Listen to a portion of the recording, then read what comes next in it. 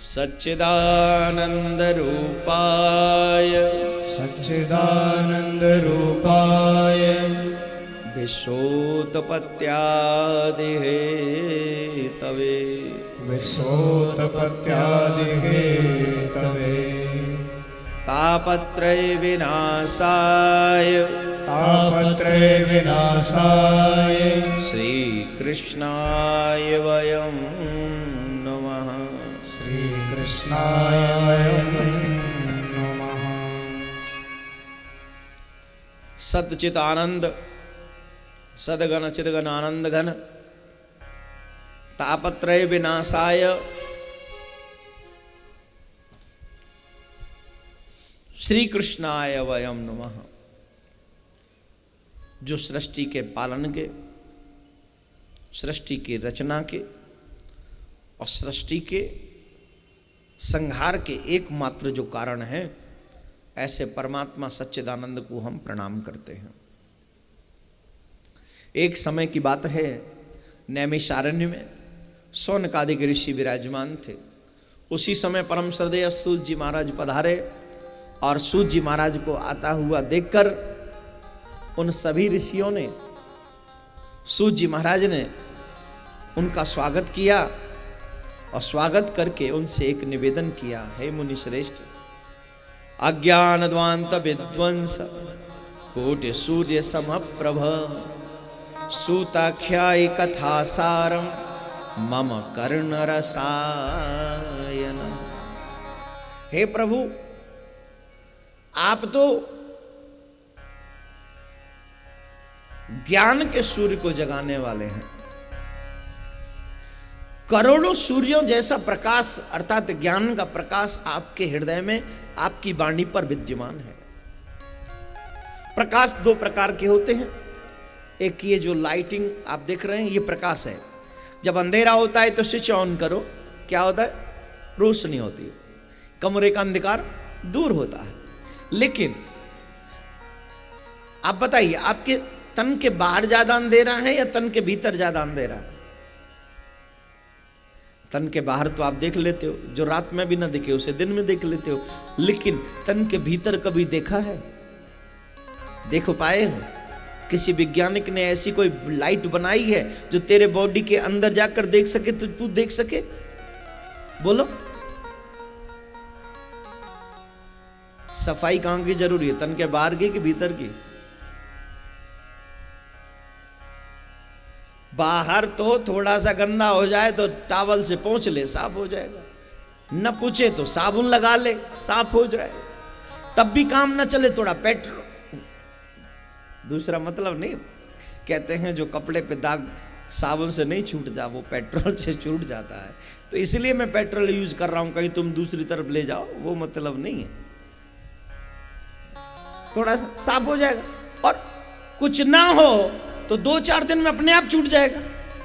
भगवान ने जो ये बॉडी स्ट्रक्चर बनाया है ना, बहुत गजब का एक स्ट्रक्चर। इस पे कोई भी दाग हमेशा नहीं रह सकता। बड़े से बड़ा घाव भी समय के हिसाब से भर जाता है। ऐसा एक स्ट्रक्चर बनाया परमात्मा ने, गजब का। तो इस पे तो सब कुछ हो जाएगा, लेकिन तेरे शरीर की चीड़-फाड़ कब करनी पड़ती है? जब अंदर कुछ गड़बड़ी होती है। जब बाहर गड़बड़ी होती है तो थोड़ी ना कोई चीड़-फाड़ करता है। जब अंदर कुछ गड़बड़ी होती है तो डॉक्टर साहब आगरा में बहुत हैं जी। एक कॉलोनी में चले जाओ, वहां डॉक्टर ही डॉक्टर हैं। और मुझे तो लगता है आधी सी आबादी डॉक्टरों की आगरा में। अभी आगरा में ही कि बरेली शिफ्ट हो गया? यहीं यहाँ भी है। हाँ, यहाँ भी रखना पड़ेगा, थोड़ा नमूना रखना पड़ेगा कहीं कोई चीज भी। तो यहाँ डॉक्टर बहुत है। और जब तन के भीतर कोई गड़बड़ी होती है तो चीड़-फाड़ शुरू हो जाती है। हाँ या ना? राधे राधे बोलना पड़ेगा जोर से। तो ठीक ठाक कहां रखे, अंदर या बाहर? अंदर ना। लेकिन हमने कभी अपने अंदर झांक कर नहीं देखा कि आखिर कौन कौन से बॉडी पार्ट्स लगे हुए अंदर। कोई बोल्ट ढीला तो नहीं हो गया, टाइट तो नहीं है, लूज तो नहीं है, कभी नहीं देखा, कभी नहीं देखा। क्यों? क्योंकि हमारे पास में वो ऊर्जा नहीं है, वो शक्ति नहीं है जो हमारे अंदर देख सके। वो लाइट नहीं है हमारे पास, वो प्रकाश नहीं है हमारे पास, और हमारी इन आंखों में वो ताकत नहीं है जो अंदर झांक सके। कभी नहीं। हम चाहते भी नहीं, हम बाहर देखना चाहते, अंदर देखना चाहते ही नहीं। जब भी दर्पण में खड़े होते हैं, दर्पण के आगे अपना फेस देख लेते हैं और थोड़ा सा ड्रेस सब देख लेते कैसे लग रहे, और दर्पण कहता है झूठ मूठ का अच्छे लग रहे हो तो खुश होके चलते बनते हैं। लेकिन इस दर्पण को देखने की बजाय मुखड़ा देख ले प्राणी जरा दर्पण में, पाप हैं कितने पुण्य हैं कितने देख तेरे जीवन में। अगर मुखड़ा देखना ही है तो दर्पण में देखने की बजाय मन के दर्पण में देखो कि हमारे पाप कितने हैं, पुण्य कितने हैं। तो जब जीव अंधकार में ज्यादा जीता है तो वो पाप ज्यादा करता है, और जिनको गुरु कृपा से थोड़ा भी प्रकाश मिल जाता है वो पाप नहीं करता, फिर वो पुण्य करने लग जाता है। राधे राधे बोलना पड़ेगा।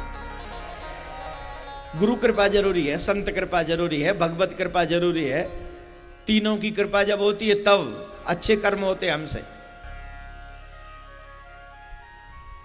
सूत जी महाराज ने कहा आप क्या चाहते हो? बोले महाराज कथा नहीं, कथा सारम मम कर्ण रसायन। कथा मत सुना ना, भगवान की कथा तो हरि अनंत, हरि कथा अनंता, भगवान की कथा अनंत है। तो बोले कथा सारम, कथा का सार सुना दो जिसे सुनकर कलयुग के जीवों का कल्याण हो जाए। बोले ठीक है, अगर तुम कथा का सार सुनना चाहते हो तो मैं तुम्हें कथा का सार सुनाता हूं। सर्व वेदांत सारम ही भागवत मिष्यते। वेदों का, शास्त्रों का, पुराणों का, सबका सार है भागवत। व्यास जी ने सबसे अंत में लिखी है ये भागवत की जो कृति है, भागवत जो ग्रंथ है व्यास जी का अंतिम ग्रंथ है। इसके बाद फिर कुछ नहीं लिखा व्यास जी महाराज ने। यहां इसको लिखने के बाद पूर्ण तृप्ति हो गई उन्हें, और इसे सुनने के बाद जीव को पूर्णतः शांति प्राप्त होती है। इसको सुनने के बाद पूर्णतः जीव का मोक्ष प्राप्त हो जाता है, उसका कल्याण हो जाता है, उसका बेड़ा पार हो जाता है। धीरे बजाओ नहीं तो और लोग भी कथा पंडाल में आ जाएंगे, फिर क्या होगा? उनका भी बेड़ा पार हम क्यों कराएं? अपना हो जाए ये क्या कम है? जोर से बोलो राधे राधे, और जोर से बोलो।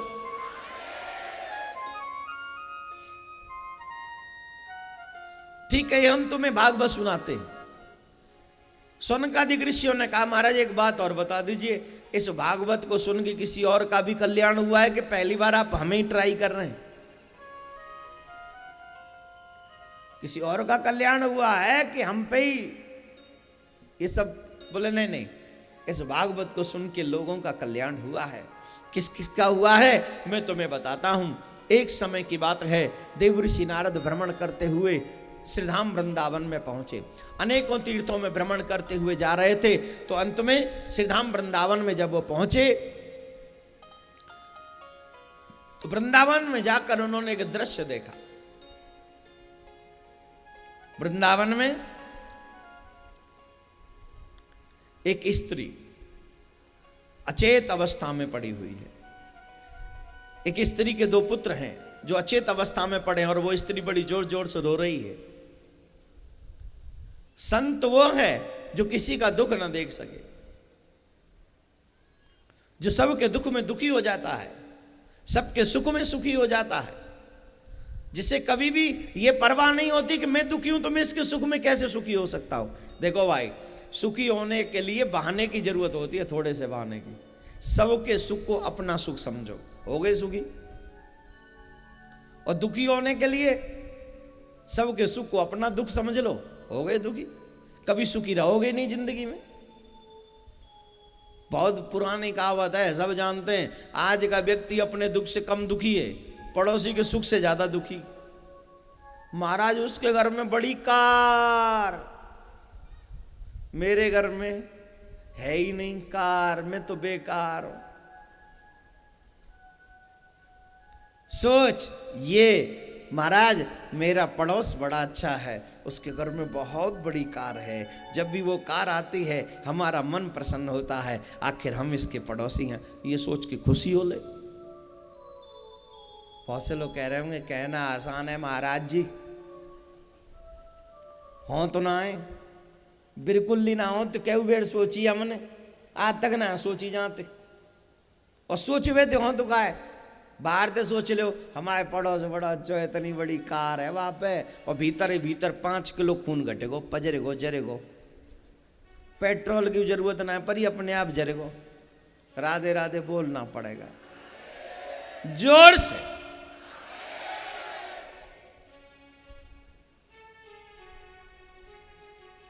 है ना? सुखी कब हो गए? सुखी तब हो गए जब पड़ोसी के सुख को भी अपना समझोगे। दुखी कब होगे? जब पड़ोसी से जलने लगते हो तो दुखी रहते हो। संत कौन है? जो सबके दुख में दुखी हो जाए। दुष्ट कौन है? जो किसी के सुख में दुखी हो जाए। अब मुझे ये प्रमाणित आपको पत्र नहीं देना, प्रमाण पत्र नहीं देना कि आप दुष्ट हो कि आप संत हो। ये तो आप ही को डिसाइड करना है कि आप क्या हो।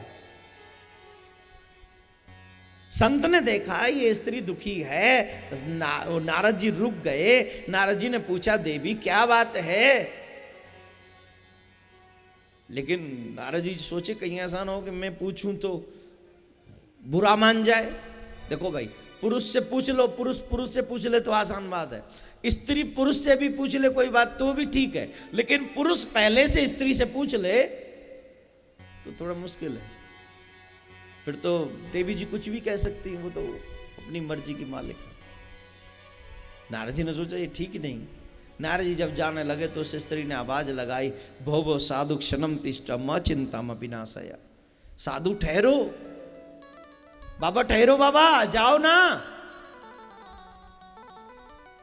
मैंने सुना है जब जीव दुखी हो और उस दुखी जीव को अगर संत का दर्शन हो जाए तो फिर समझ लो उसके जीवन में अब सुख का प्रारंभिक करण हो गया है। मेरे भाई बहन, दुखी तो हम सब हैं, सुखी कोई नहीं है। जो देखा सो दुखिया बाबा, सुखिया मिला न कोई। जो देखा सो दुखिया बाबा, सुखिया मिला न कोई। हरि को भजे जो हर पल, सुखिया सोई होए। जो मेरे प्रभु को भजते हैं, जो मेरे प्रभु को याद करते हैं, वो सुखी हो जाते हैं, बाकी के सब दुखी हैं। राधे राधे बोलना पड़ेगा, जोर से बोलना पड़ेगा। सुखी होना है। जब भी जीवन में संत दर्शन हो जाए ना तो समझना भगवान ने तुझे सुखी होने के लिए इजाजत दे दी। जब भी तेरे जीवन में सत्संग आ जाए तो समझना कि मेरे ठाकुर ने सुख को तेरे लिए ग्रांट कर दिया है, अब होगा ही होगा।